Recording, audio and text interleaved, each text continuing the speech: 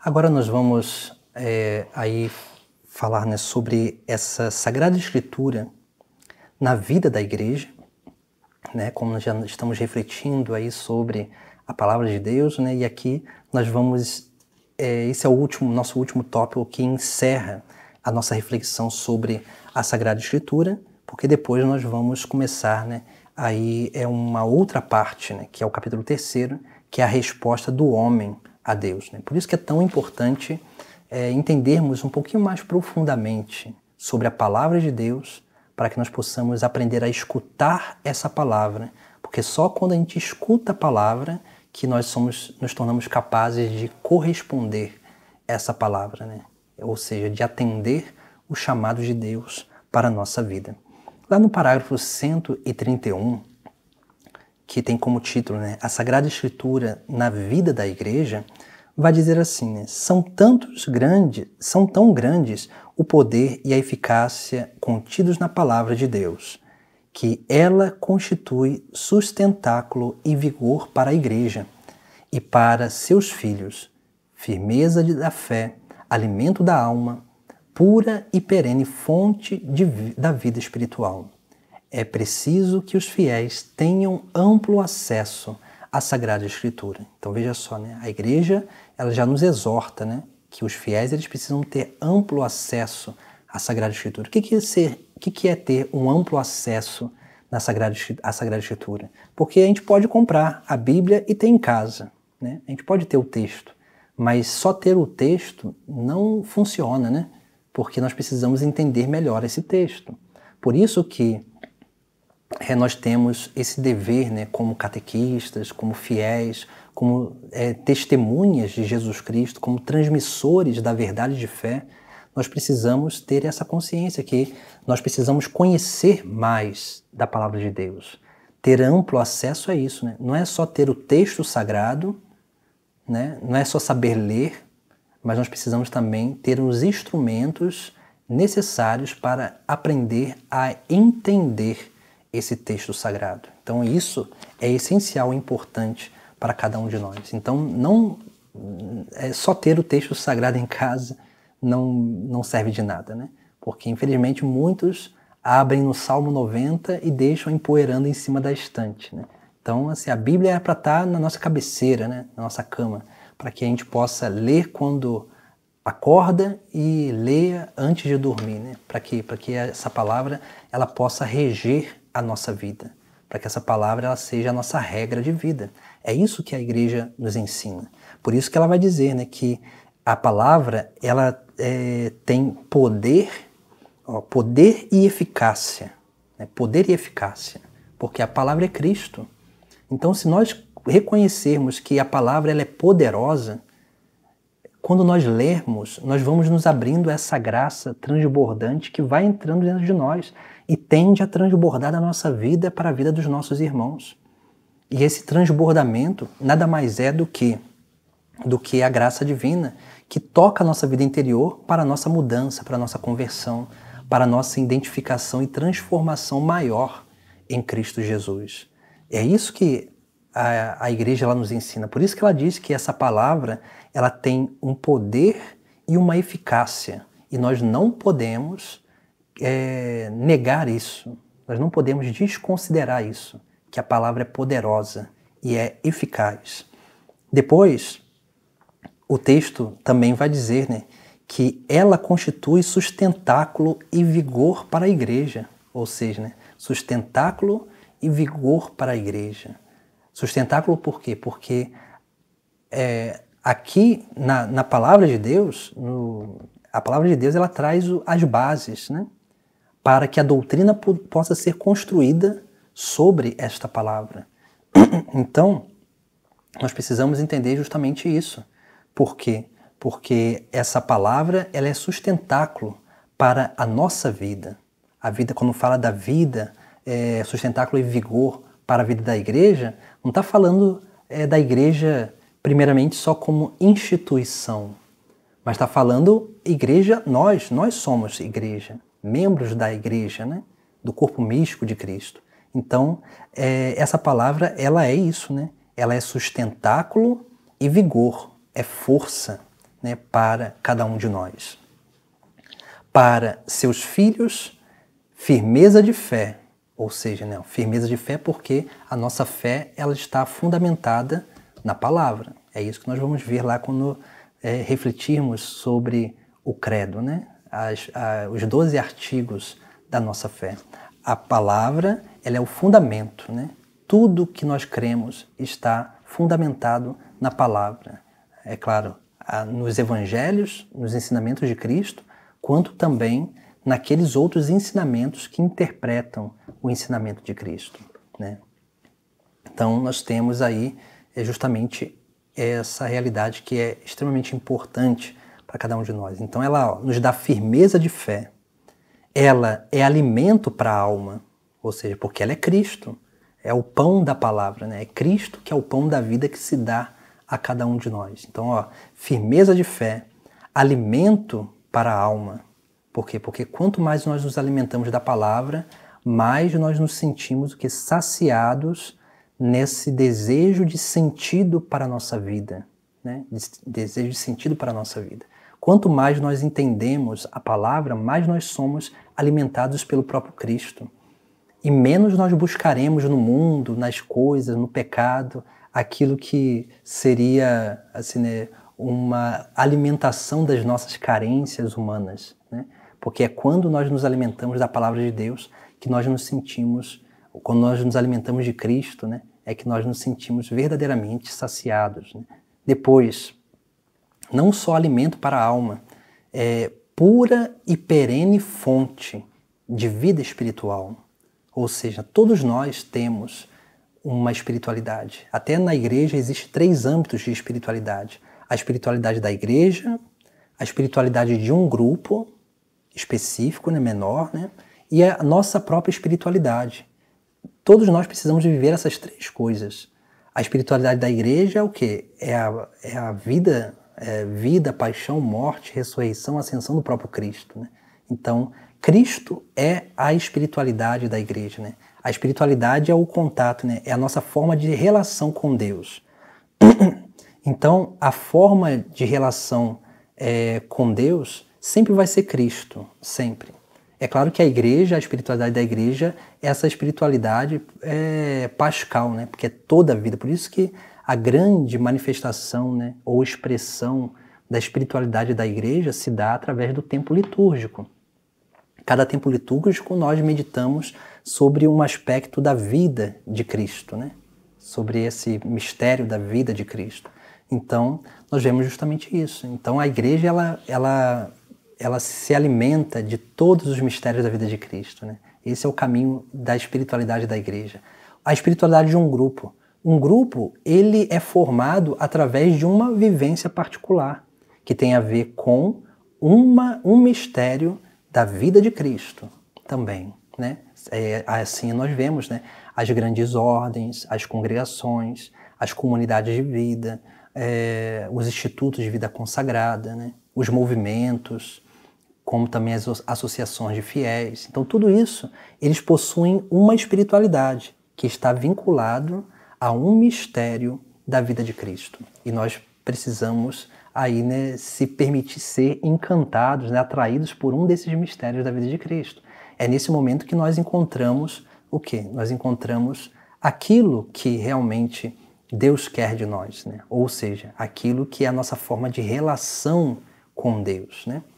E nós temos a espiritualidade particular, que é a nossa relação com Deus, né? Que é através de Cristo também, porque Cristo é o caminho, né, que nos leva ao Pai. Então, a nossa relação com Deus ela vai se dar através de um mistério da vida de Cristo. Por isso que é tão importante nós lermos o Evangelho, porque é através da leitura do Evangelho que nós temos ali, né, a fonte, né, pura e perene da nossa vida espiritual, né? Nós só seremos alimentados espiritualmente, né, verdadeiramente espiritual, não sentimentalmente. Porque tem muita gente dentro da igreja que não vive uma espiritualidade verdadeira, né? Vive uma pseudo-espiritualidade ou um espiritualismo, né? Tem muitos que vivem assim, Por quê? Porque eles não encontraram, né, essa espiritualidade, essa forma de relação própria com Jesus Cristo. E quando essas pessoas elas não encontram a forma de relação com Jesus Cristo que preenche a alma, o mais profundo da alma, essas pessoas elas começam a viver muito arrastadas pelos sentimentos corporais, né? Ou as sensações, né, corporais ou psicológicas também, né? Emocionais. Né? Daí vem o sentimentalismo. As pessoas que elas não buscam mais a Deus, mas elas buscam alimentar essa carência específica que possuem em si mesmos. Então, são coisas que nós precisamos também ter esse certo cuidado para que nós possamos sempre se alimentar da palavra de Deus de forma coerente, porque ela nos dá firmeza de fé, alimento para a alma e é fonte para a nossa vida espiritual. Né? Por isso que o texto ele vai continuar. E é preciso que os fiéis tenham amplo acesso à Sagrada Escritura, ou seja, né, para que os fiéis realmente possam alimentar a sua vida de união com Deus, a sua vida espiritual, a sua vida de união com Cristo e tornar-se dócil ao Espírito Santo, precisam sim se alimentar da palavra. Depois o catecismo ele continua. Que o estudo da Sagrada Escritura seja, portanto, como a alma da Sagrada Teologia. Ou seja, né, é aquilo que nós falávamos. Não existe teologia sem partir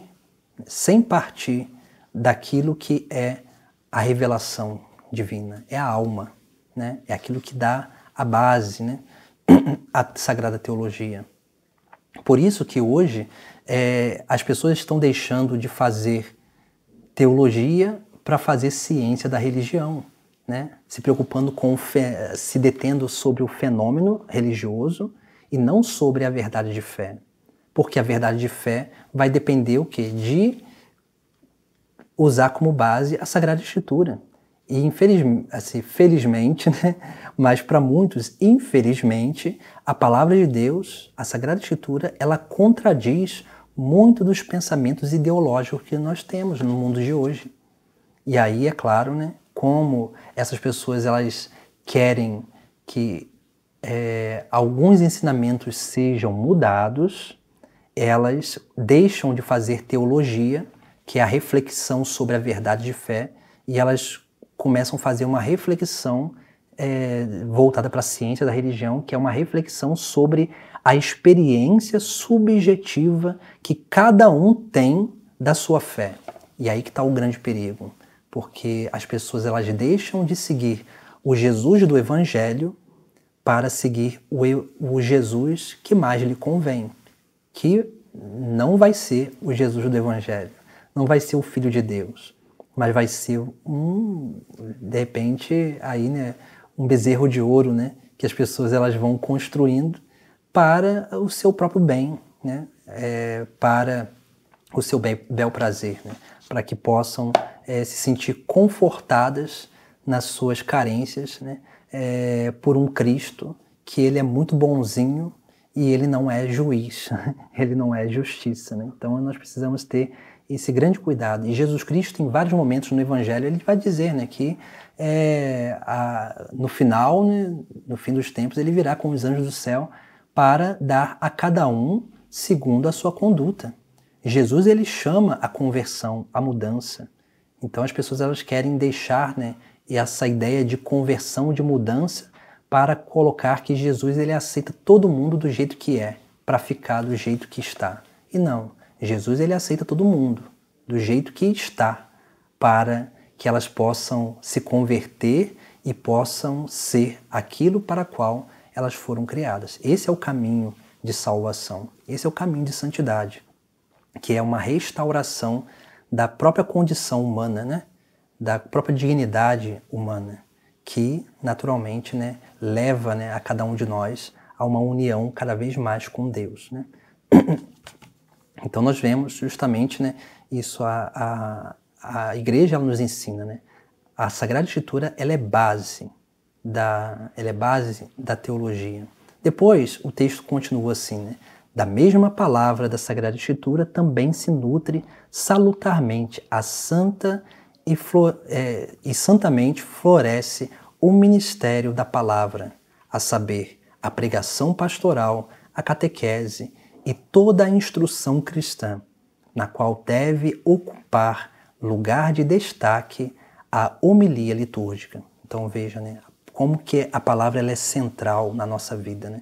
Porque essa palavra ela é instrumento para a nossa vida pastoral, ou seja, né, para a pregação, né, para a catequese, para ensinar a doutrina, como nós estamos fazendo aqui, né, sempre fundamentando na palavra, para a instrução cristã, né, para a instrução cristã, na qual se deve ocupar principalmente a homilia, né? Por isso que a homilia ela deve se deter na palavra e não o pregador, né, o sacerdote ou o pastor, ou quem for, fazer uma homilia a partir de ideologias, a partir de certas coisas que a palavra não fala. Por isso que a liturgia ela não pode ser instrumentalizada.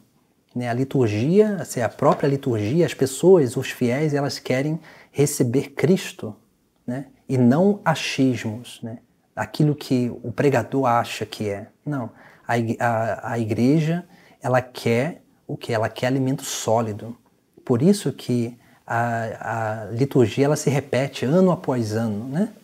Por quê? Porque nos faz refletir justamente isso. Porque quanto mais a gente escuta aquilo, mais a gente aprende sobre aquilo, mais a gente vai fundamentando, né? E gerando convicção no nosso interior para crer nessa verdade de fé. Nós precisamos entender isso, né? Por isso que a palavra ela tem um lugar central na vida, né, da igreja, né? Na vida espiritual, na vida litúrgica, né, na vida pastoral. Tudo deve partir da palavra, porque a palavra ela tem, como a gente viu lá, ela tem o seu poder e a sua eficácia, né?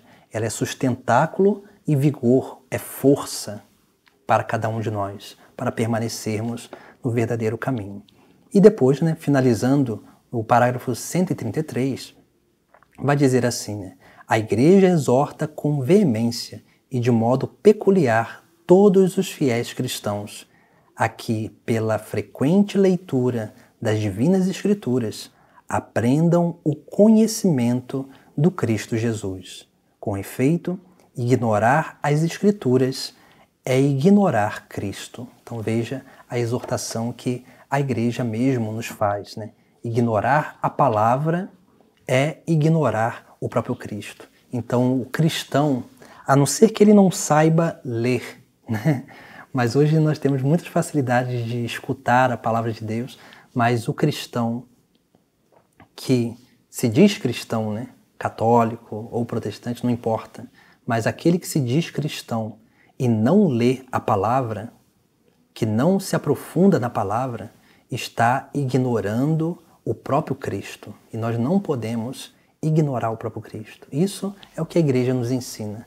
Por quê? Porque a igreja ela entende que a palavra de Deus, a palavra, os evangelhos, o Novo Testamento, o Antigo Testamento, é Cristo Jesus, prefigurado e realizado.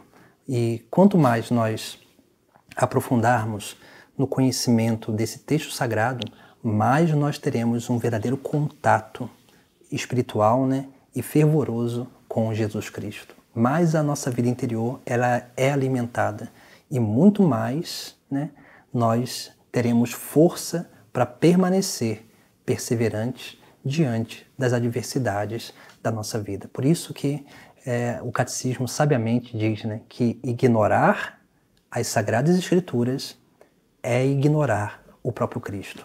Não ignoremos o Cristo, mas que nós possamos nos alimentar cotidianamente dele e por toda a nossa vida, para que assim nós possamos viver com mais convicção a nossa fé e ser capazes de anunciar, de transmitir a verdade de fé para os outros.